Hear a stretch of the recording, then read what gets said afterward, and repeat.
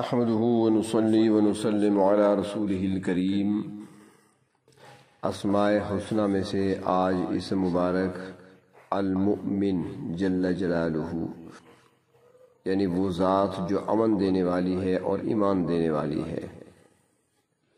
اس کائنات میں جہاں فساد ہر طرف پھیلا ہوتا ہے، امن اور امان اسی ذات جو المؤمن ہے اسی سے قائم ہے۔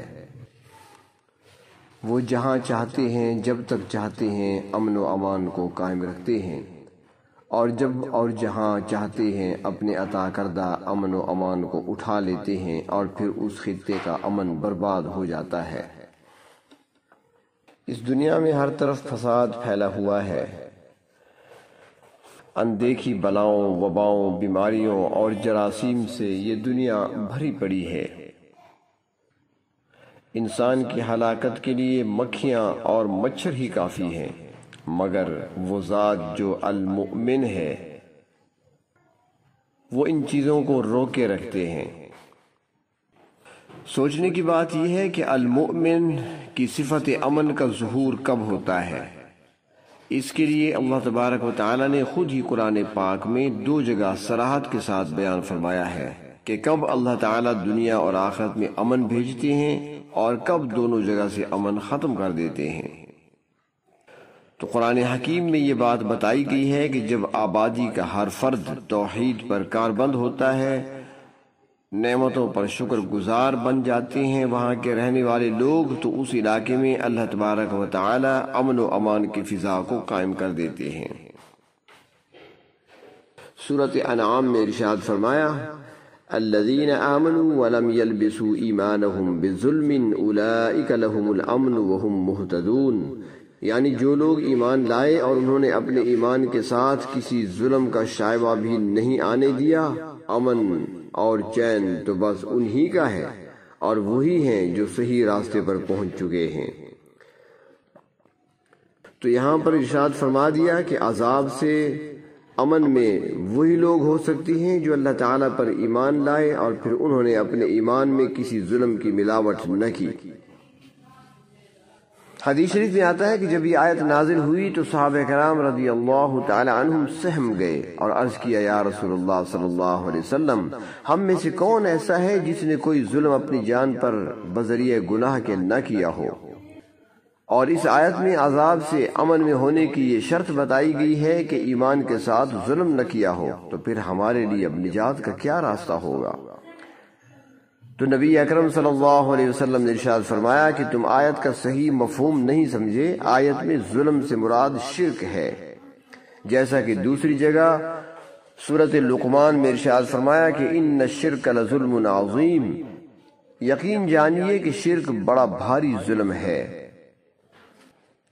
انسان کو چاہیے کہ وہ شرک سے اپنے آپ کو بچائے اور شرک سے بچنے کی دعا بھی مانگتے رہنا چاہیے۔ دوسری بات جس سے اللہ تبارک و تعالی امن جیسی نعمت کو خوف اور بے چینی سے بدل دیتے ہیں وہ ناشکری کا گناہ ہے۔ جہاں کہیں پر امن ہو تو وہاں کے لوگوں کو اللہ تبارک و تعالی کا اس نعمت پر شکر ادا کرنا چاہیے اور اللہ کی نافرمانی سے اپنے آپ کو بچانا چاہیے، کیونکہ یہ دونوں چیزیں ملک کے اور علاقے کے معاشرے سے امن کو تباہ کر دیتی ہیں۔ قرآن کریم میں اللہ تبارک و تعالی نے ارشاد فرمایا،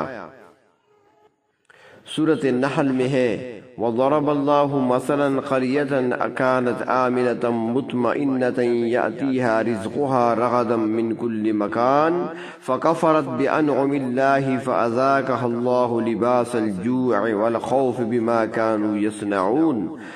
اللہ تبارک و تعالیٰ ایک بستی کی مثال بیان فرماتے ہیں کہ جو بڑی پرامن اور مطمئن تھی اور اس کا رزق اس کو ہر جگہ سے بڑی فراوانی کے ساتھ پہنچ رہا تھا، پھر اس بستی کے رہنے والوں نے اللہ تبارک و تعالیٰ کی نعمتوں کی ناشکری شروع کر دی، تو اللہ رب العزت نے ان کے کرتوتوں کی وجہ سے ان کو یہ مزہ چکھایا کہ بھوک اور خوف ان کا پہننا اور اوڑھنا بن گیا۔ یعنی وہ ایسی بستی تھی کہ جہاں پر نہ باہر سے دشمن کا کوئی کھٹکا تھا اور نہ اندر سے کسی طرح کی کوئی فکر تھی۔ خوب امن اور چین سے زندگی گزرتی تھی۔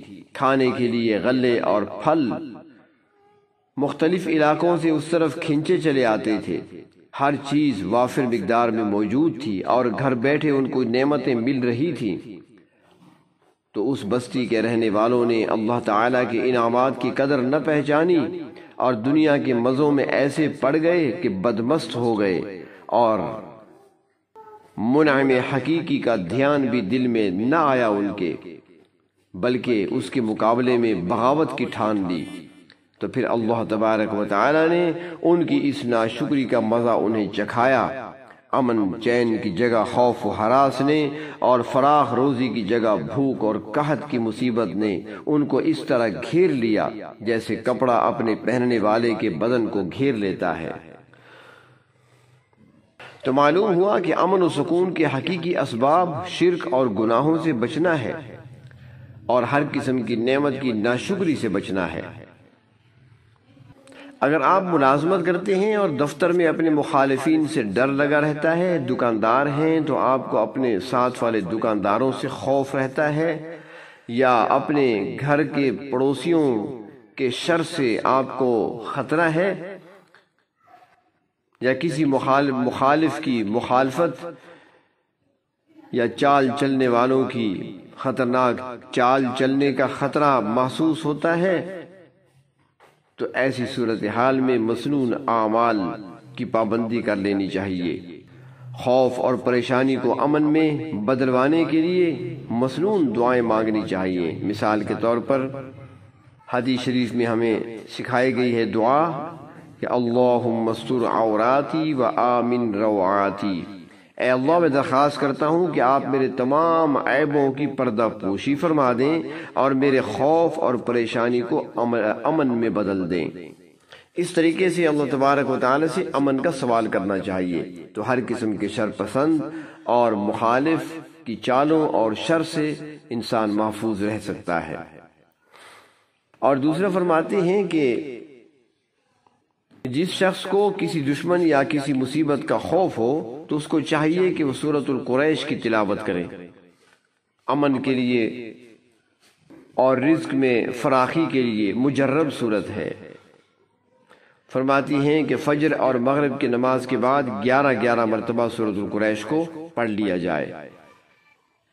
اس صورت میں الذی اطعمہم من جوع، رزق کی تنگی دور کرنے کے لیے، وآمنہم من خوف، اور دشمن کے شر سے محفوظ رہنے اور امن کے لیے اشارے موجود ہیں۔ یہ بات معلوم ہوئی کہ ناقدری کرنے پر اور نعمتوں کی ناشکری کرنے پر نعمتیں چھین لی جاتی ہیں۔ تو ہمارے پاس سب سے بڑی نعمت وہ ایمان کی دولت ہے، تو اس نعمت پر اللہ تبارک و تعالیٰ کا شکر ادا کرنا چاہیے۔